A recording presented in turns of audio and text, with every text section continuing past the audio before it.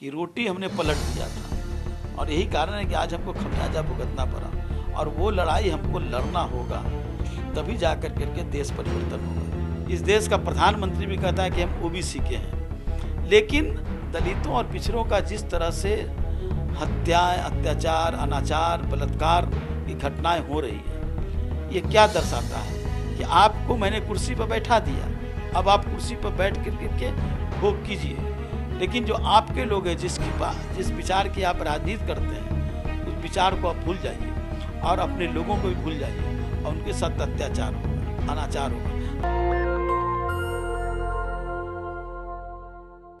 बिहार के कद्दावर नेता और आरजेडी के रणनीतिकार श्याम रजक हमारे साथ।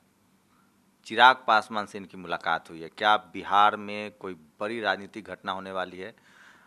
लालू जी जेल से आ गए हैं, जमानत मिल गई है। कहा जा रहा है कि बिहार सरकार अब ज़्यादा दिन की मेहमान नहीं है। क्या है, आज चिराग पासवान से मुलाकात हुई आपकी? देखिए, रामविलास भाई से हमारा बहुत ही पुराना संबंध रहा है, कई दशकों से, और दलितों के सवाल पर हम लोग साथ साथ लड़े भी हैं, संगठन भी बनाने का काम किए हैं, कई विचारों पर हमारा मतभेद भी हुआ है, लेकिन हम लोग बहुत ही नज़दीकी के साथ रही है। उनकी मृत्यु के बाद उनकी पत्नी से हमारी मुलाकात नहीं हुई थी, तो एक हमारा शिष्टाचार भी था कि उनसे जा कर के मिले, उनको सहानुभूति भी दें, उनको सांत्वना भी दें। और चूँकि उनके देवर चिराग जी के चचा श्री पशुपति कुमार पारस ने जो रामविलास जी की जो धारा थी, और उस धारा के विरासत थे चिराग पासवान जी, उनके सीने में या पीठ में, जहाँ भी कहिए, या उनके विचारों पर उन्होंने खंजर भोंकने का काम किया। तो ऐसे समय में मेरा दायित्व बनता है कि मैं ऐसे समय उस परिवार को और उनको साथ खड़ा रहूं और उनको समझाने का भी काम करूं। तो मैं शिष्टाचार बस उनको गया था और उनको सांत्वना भी देने भी, उनको कहा था, बहुत सारी चीज़ें बातें हुई, और मुझे लगता है कि वो, और मैंने उनसे कहा कि आज देश में दो धाराएं चल रही है, एक गोलवरकर की धारा है, एक अंबेडकर की धारा है। अब तय करना है कौन किस धारा में जाएगा। तो अगर आप गोलवरकर की धारा में जाना चाहते हैं, तो आपके पिताजी ने जिस लड़ाई को लड़ने का काम किया, उस लड़ाई को आप आगे बढ़ाना चाहते हैं, या उस धारा को छोड़ करके सत्ता के रूप में जाना चाहते हैं। आप हनुमान बोलते हैं, हनुमान तो कभी सत्ता के भागीदार नहीं रहे, हनुमान तो सिर्फ सेवक बनने का काम किए। तो आप मोदी जी के सेवक बनना चाहते हैं तो बहुत मुबारक आपको, लेकिन सेवक बन करके सत्ता में भागीदार जाना चाहते हैं तो वो नामुमकिन है। तो उन्होंने इस बात पर हम लोग की चर्चा हुई है, और मुझे उम्मीद है कि उनकी अपनी सोच, और मैं आश्वस्त हूँ कि वो गोलवरकर की धारा में अब कदापि जाने का काम नहीं करेंगे, अंबेडकर की धारा में वो चलेंगे। लेकिन अभी उनको कई रणनीति है, उनकी सबसे बड़ी प्राथमिकता है कि संगठन को खड़ा करना, जो उनके लोग बिछड़े हुए लोग हैं उन सबको जोड़ कर करके अपने संगठन को मजबूत करना। और इसीलिए वो बिहार का भ्रमण भी कर रहे हैं, 4-5 जिला अभी तक घूमे हैं, फिर बुधवार को यहाँ से जाएंगे तो वो और जिलों का भ्रमण करेंगे। तो मुझे उम्मीद है अंबेडकर की धारा के साथ वो आएंगे। क्या लग रहा है सर, बिहार में जिस तरह लॉ एंड ऑर्डर का मसला है, कास्ट एट्रोसिटी, फिर से जो लड़ाई आप लोगों ने लंबे समय तक लड़ी थी, और सोशल जस्टिस की धरती है बिहार, जहां कर्पूरी ठाकुर, लालू यादव, तमाम लोग मुख्यमंत्री बने, वैचारिकी बढ़ी, बराबरी की भागीदारी हुई, फिर से एक बार वही दौर देखने को रिपीट हो रहा है, कास्ट एट्रोसिटी चरम पर। इसको लेकर कोई रणनीति आप लोग की पार्टी की, कोई लालू जी से क्या बातचीत हुई? कोई ऐसा जिला, कोई ऐसा अनुमंडल, ऐसा टोला नहीं है जहाँ दलितों के साथ अत्याचार, हमारी महिलाओं के साथ अपमान और हत्या की घटना नहीं हो रही है, सभी जगह हो रही है। और मैंने इस सवाल को उठाया भी था। अभी सेनारी जो घटना हुई थी, जहाँ जो संपन्नवादी लोगों की हत्या हुई थी, उसमें कुछ दलितों का नाम आया था, उनको अरेस्ट भी किया गया था। अरेस्ट किया गया, साक्ष्य के अभाव में, या जो भी कहिए, न्यायपालिका ने, हाई कोर्ट ने उनको बरी कर दिया।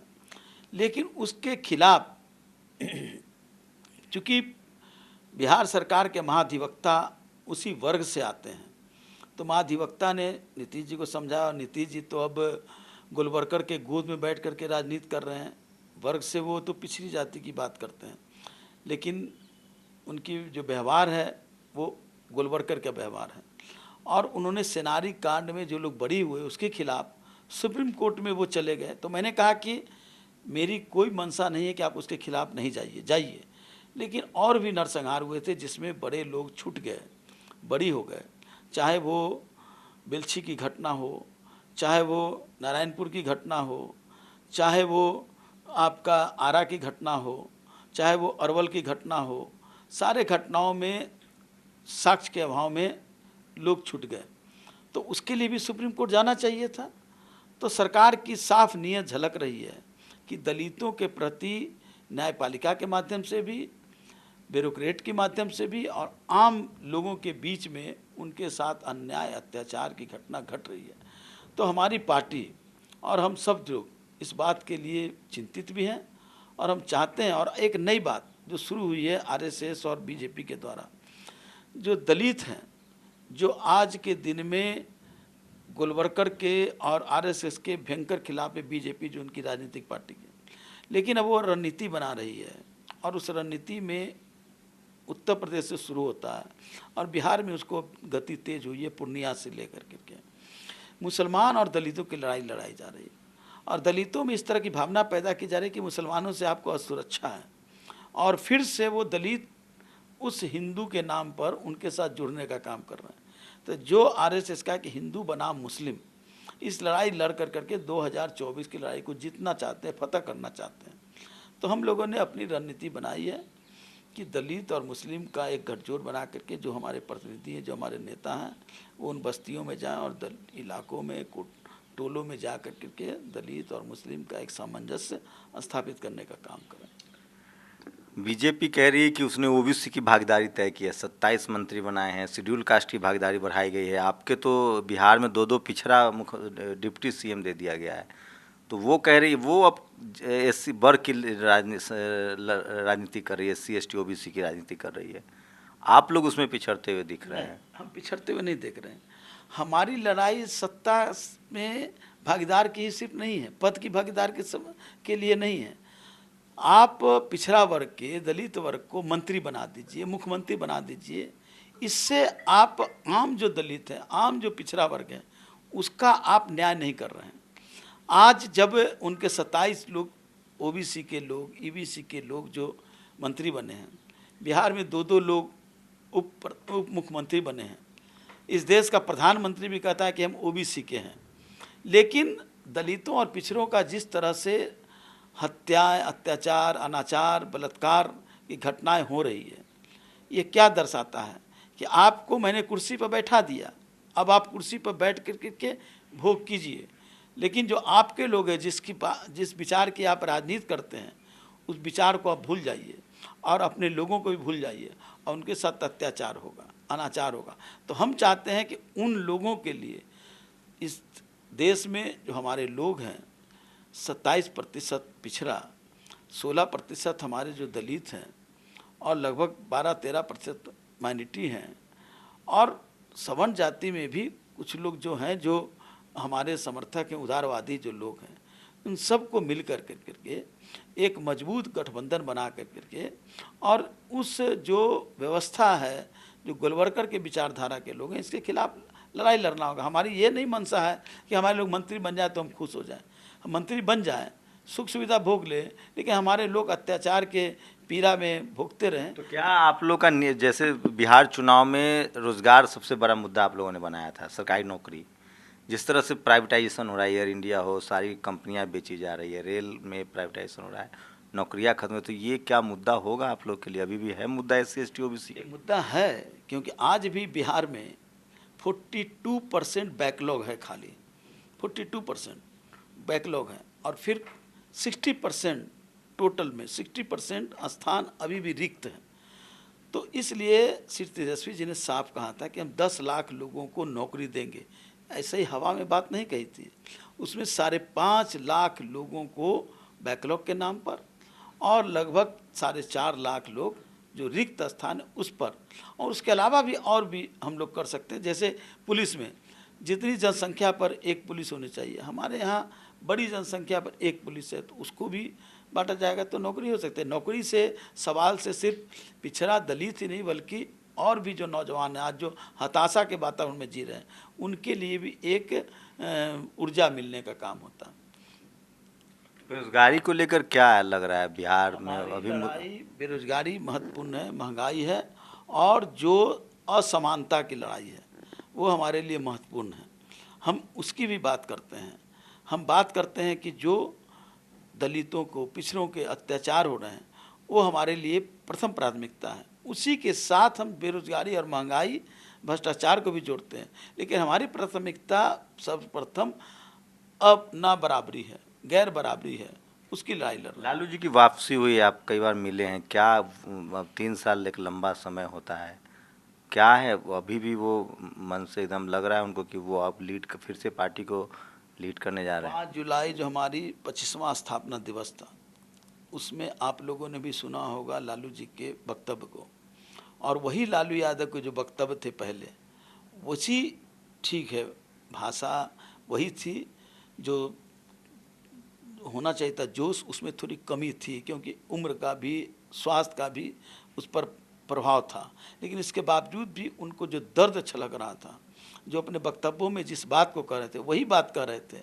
उन्होंने अपनी भाषण में भी कहा कि रोटी हमने पलट दिया था और यही कारण है कि आज हमको खमियाजा भुगतना पड़ा और वो लड़ाई हमको लड़ना होगा, तभी जा कर करके देश परिवर्तन होगा। तो उनके अंदर वो जिज्ञासा है, ज्वाला है, और उन्होंने हमारे जो युवा नेता हैं तेजस्वी यादव उनको भी उन्होंने यही बात कहा है कि आप इस सवाल को भूलना मत और यही सवाल पर लड़ाई लड़ना है। और अब वो पटना जाएंगे और इस सवाल पर लोगों को और भी लोगों के साथ बैठक करके इसको एक आंदोलन के रूप में हम लोग लेने जा रहे हैं। आपकी क्या भूमिका होने वाली है पार्टी में, क्योंकि आप सत्ता में थे, सत्ता छोड़ के आए हैं इधर, पार्टी क्या? सत्ता एक मिला, लेकिन सत्ता मेरे लिए महत्वपूर्ण नहीं है। सत्ता एक माध्यम था, हमारा है विचार ही असली मंजिल, और उस मंजिल को लालू जी भी जानते हैं और तेजस्वी जी ने भी समझा है, और यही कारण है कि हम उनके साथ जुड़े हैं। जब हमने महसूस किया कि तेजस्वी जी में वो जज्बा है, वो जो ललक है, और मैं उस सवाल पर मैं उनके साथ हूँ और मुझे उस लड़ाई में कभी भी उस लड़ाई के विरुद्ध कोई समझौता नहीं कर सकते, इसको वो भी जानते हैं। इसलिए उस लड़ाई को चलाने में हमारी एक बड़ी भूमिका होगी और भूमिका में रहेंगे। चिराग जी भी ने भी इस बात को समझा है और मुझे लगता है कि चिराग और तेजस्वी जी अगर ये दोनों मिल जाते हैं, और मिलेंगे ही, मैं आश्वस्त हूँ, समय जो लगे मिलेंगे और एक लंबी लड़ाई होगी और उसके बाद कोई उसके सामने कोई टिकने वाला नहीं है।